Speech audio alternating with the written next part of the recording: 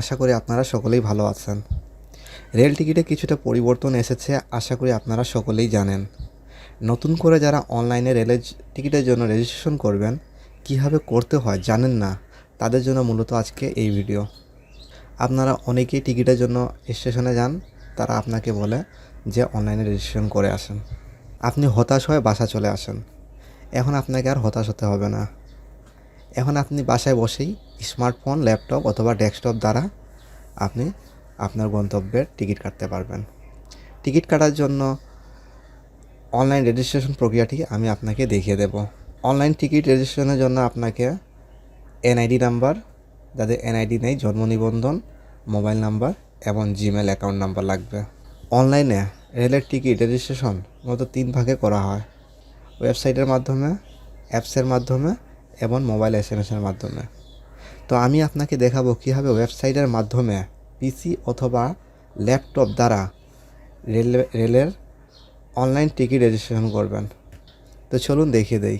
তো আপনি আপনার পিসি বা ল্যাপটপের যে কোনো ব্রাউজারের সার্চ বক্সে গিয়ে টাইপ করবেন eticket.railway.gov.bd.com। এই লিঙ্কটি আমি ডিসক্রিপশন বক্সে দিয়ে দেবো, আপনারা চাইলে সেখান থেকে ঢুকতে পারবেন। এখন এই লিঙ্কে ক্লিক করুন। এই লিঙ্কটিতে প্রবেশ করার পর এমন একটি ইন্টারফেস আসবে এবং নিচে এমন একটি পপ আপ আসবে।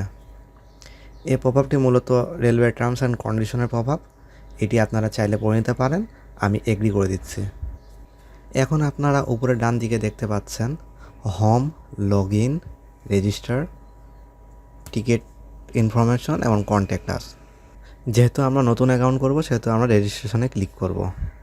রেজিস্ট্রেশনে ক্লিক করার পরে এমন একটি ইন্টারফেস চলে আসবে। এখানে আসার পর আমাকে বলছে প্লিজ ভেরিফাই ইয়োর এনআইডি। আমার অলরেডি রেলের অনলাইন টিকিটের অ্যাকাউন্ট রয়েছে, আমার এনআইডি নাম্বার দিয়ে দ্বিতীয় অ্যাকাউন্ট নেবে না, তাই আমি আমার মায়ের অ্যাকাউন্ট করছি। তো চলুন ন্যাশনাল এনআইডি কার্ড ভেরিফাই করে ফেলি। প্রথমে আপনার মোবাইল নাম্বারটি বসান, আমি আমার মোবাইল নাম্বারটি বসাচ্ছি।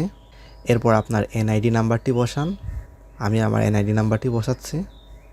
এরপর আপনার এনআইডিতে যে ডেট অফ বার্থ আছে সেটি এখানে দিন, আমি আমারটা দিচ্ছি।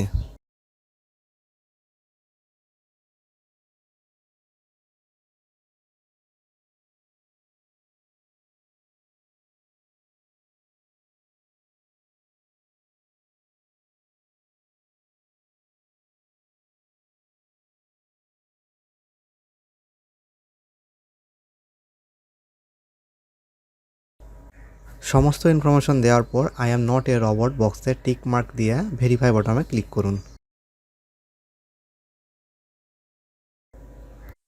ভেরিফাই পরবর্তী ইন্টারফেসে আমরা চলে এসেছি। এখন আপনারা এখানে শুধুমাত্র ইমেইল, পোস্ট কোড, অ্যাড্রেস এবং পাসওয়ার্ড দিয়ে রেজিস্ট্রেশন করে ফেলবেন। তো চলুন আমি আমার ইমেল অ্যাড্রেসটি প্রবেশ করাই।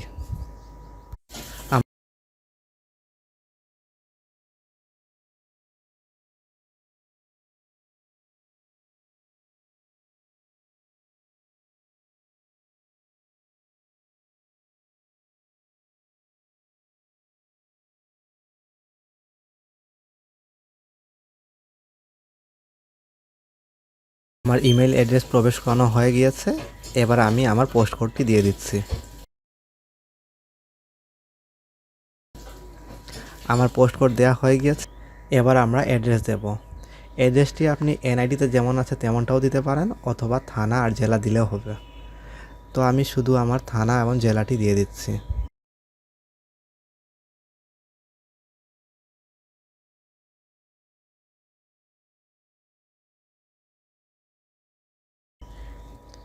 অ্যাড্রেস দেওয়ার পর আপনি এখন পাসওয়ার্ড দেবেন। পাসওয়ার্ডটি অবশ্যই 8 ডিজিটের হলে স্ট্রং হয়। তো আমি আমার 8 ডিজিটের পাসওয়ার্ডটি দিয়ে দিচ্ছি।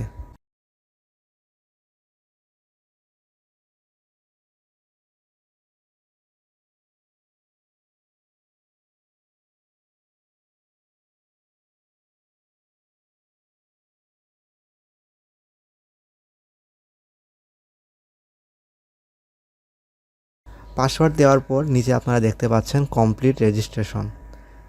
কমপ্লিট রেজিস্ট্রেশনে ক্লিক করুন। কমপ্লিট রেজিস্ট্রেশনে ক্লিক করার পর আমরা নতুন একটি ইন্টারফেসে চলে এসেছি।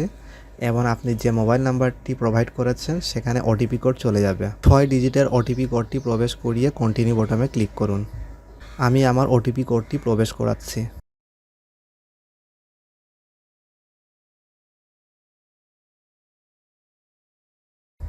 আমার ওটিপি প্রবেশ করানো হয়ে গিয়েছে, এবার কন্টিনিউ বাটনে ক্লিক করি। কন্টিনিউ বাটনে ক্লিক করার পর নতুন আরেকটি ইন্টারফেসে আমরা চলে এসেছি এবং আপনারা উপরে ডান দিকে দেখতে পাচ্ছেন অটোমেটিক আমার এনআইডি নামটি নিয়ে নিয়েছে। আপনি একটু খেয়াল করবেন, রেজিস্ট্রেশনের সময় আমি কোনো নাম প্রোভাইড করিনি, তারা আমার এনআইডি নাম্বার দিয়ে অটোমেটিক নামটি নিয়ে নিয়েছে, অর্থাৎ আপনার অ্যাকাউন্টটি সাকসেসফুলি হয়ে গিয়েছে। নামের পাশের আইকনে ক্লিক করে আপনি আপনার অ্যাকাউন্টের ইনফরমেশন দেখে নিতে পারেন। এখানে আপনারা দেখতে পাচ্ছেন ইমেল অ্যাকাউন্ট, মোবাইল নাম্বার এবং আপনার অন্যান্য তথ্য। আপনি চাইলে আপনার প্রোফাইল দেখে নিতে পারেন প্রোফাইল বাটনে ক্লিক করে। আপনি চাইলে পাসওয়ার্ড আপডেট করতে পারেন এবং আপনার ট্রাভেল হিস্ট্রি দেখতে পারেন। এখন আপনি আপনার গন্তব্যের টিকিট কাটতে পারবেন খুব সহজেই। আশা করি আপনারা ভিডিওটা দেখে উপকৃত হয়েছেন। সঙ্গেই থাকুন। ধন্যবাদ।